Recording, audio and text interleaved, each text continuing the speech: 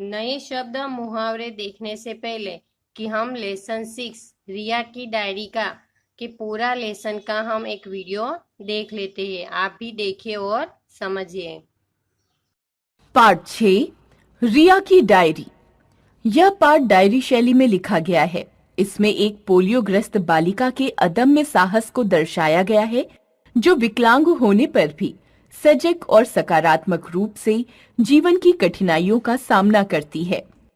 3 जुलाई। आज स्कूल से लौटते समय मेरा ध्यान मेरी ही हमउम्र की एक लड़की पर गया, जो सड़क किनारे पत्थरों से खेल रही थी। अक्सर उस तरफ से निकलते समय सभी का हाथ बरबस ही नाक पर चला जाता था, क्योंकि पास में बना कूड़ा घर हवा में अजीब सी बदबू फैला देता था।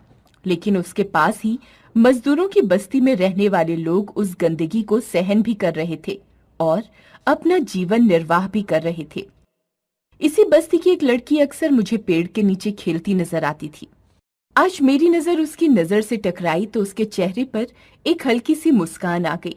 मैंने झेपते हुए अपनी नजरें घुमा ली और कंधे पर बैग का बोझ उठाए घर की तरफ कदम बढ़ाने लगी। उसने मुझे पीछे से आवाज लगाई, दीदी, दीदी। मैंने पलटकर हैरानी से देखा। पहचाना? मैं कमला की बेटी नीलू हूं। मैं हैरानी से उसे घूरने लगी। हाँ, ये तो कमला जैसी ही लग रही है। मैं मन ही मन सोचने लगी, लेकिन इसने मुझे कैसे पहचाना? मैंने पूछा, पर तुमने मुझे कब देखा? मैं तो तुम्हें नहीं पहचानी। हाँ, जानती हूँ आप मुझे नहीं पहचानी। मैं अक्सर माँ के साथ आती थी। मेरे एक पैर में पोलियो हो गया है ना, इसलिए मैं बैसाखियों के सहारे चलती हूँ। कभी कभी मैं भी माँ के साथ आपके घर जाती हूँ।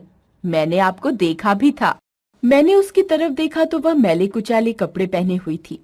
मैंने उससे कन्नी काटने की कोशिश की, क्योंकि मैं नहीं चाहती थी कि स्कूल के बच्चे मुझे एक मैले कुचैले कपड़े पहने लड़की से बातें करते हुए देखें। मैं चलती हूँ, जरा जल्दी है, मैंने झेंपते हुए कहा और मैं घर की ओर चल दी। घर आकर मुझे बार बार नीलू का चेहरा याद आता रहा। 7 जुलाई। आज नीलू से मेरी मुलाकात फिर हुई। सुबह सुबह ही वह अपनी माँ के साथ आई हुई थी। पता नहीं क्यों मेरा उसकी तरफ देखने को मन ही नहीं किया। मैं चुपचाप स्कूल के लिए तैयार होने लगी। तभी पीछे से आवाज सुनाई थी, दीदी, क्या आप स्कूल के लिए तैयार हो रही हो? मुझे उसकी बात का उत्तर देने का मन ही नहीं था, पर फिर भी मैंने सिर हिलाकर हामी भरी। वह चुपचाप जाकर रसोई में एक कोने में बैठ गई। मैं पापा का इंतजार कर ही रही थी कि तभी पापा मम्मी से बोले, अरे मेरा लंच देना, मुझे देर हो रही है। मम्मी पापा को लंच देने में व्यस्त हो गई। मैं भी स्कूल जाने को तैयार थी। हर रोज मैं और नितेश पापा के साथ ही स्कूल के लिए निकलते थे। 8 जुलाई। आज नीलू फिर अपनी माँ के साथ हमारे घर आई। शाम का समय था। मैं अपना गृह कार्य कर रही थी। तभी नीलू ने आकर मुझसे पूछा, दीदी, आप मुझे पढ़ाओगी? मैं कैसे? मैंने हिचकिचा कर पूछा। बस आप मुझे अपनी पुरानी किताबें दे दो। मैं पढ़ना लिखना जानती हूँ। मेरी बस्ती में एक दीदी आती हैं। उन्होंने मुझे हिंदी वर्णमाला सिखाई थी। धीरे धीरे शब्द जोड़कर मैं पढ़ भी लेती हूँ। मैं पहले हिचकिचाई, लेकिन उसकी पढ़ने की तीव्र इच्छा को देखकर मैंने अपनी पुरानी किताबें उसे दे दी।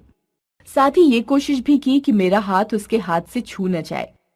उन किताबों को पाकर नीलू की खुशी का ठिकाना ही नहीं रहा। 15 जुलाई। आज तेज बारिश हो रही थी। मुझे तेज बुखार था। पापा मुझे डॉक्टर के पास ले गए थे। उन्होंने बहुत सी दवाइयां देते हुए कहा था, जल्दी ठीक हो जाओगी। घर लौटकर मैं खिड़की से काले घुमड़ते बादलों को देख रही थी कि तभी नीलू ने कमरे में प्रवेश किया। क्या हुआ दीदी, बीमार हो? हाँ, और क्या, तभी तो लेटी हूँ, मैंने मुंह बनाते हुए जवाब दिया। नीलू सहम गई और थोड़ी देर चुपचाप वहीं खड़ी रही। मैंने उसकी तरफ से नजरें हटा ली और आकाश की ओर देखने लगी, जहां से नन्ही नन्ही बारिश की बूंदें छलक रही थीं। नीलू भी कमरे से बाहर चली गई। इधर पापा और नितेश किसी काम से बाहर गए हुए थे। मैं सोने की कोशिश करने लगी।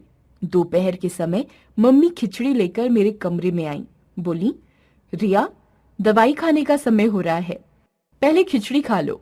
तभी अचानक उनके हाथ पांव फूल गए और उनके हाथ से प्लेट छूट गई। मैंने देखा कि मम्मी डर से पीली पड़ी हुई थी और एक ही जगह अपनी आंखें गड़ाए हुए देख रही थी।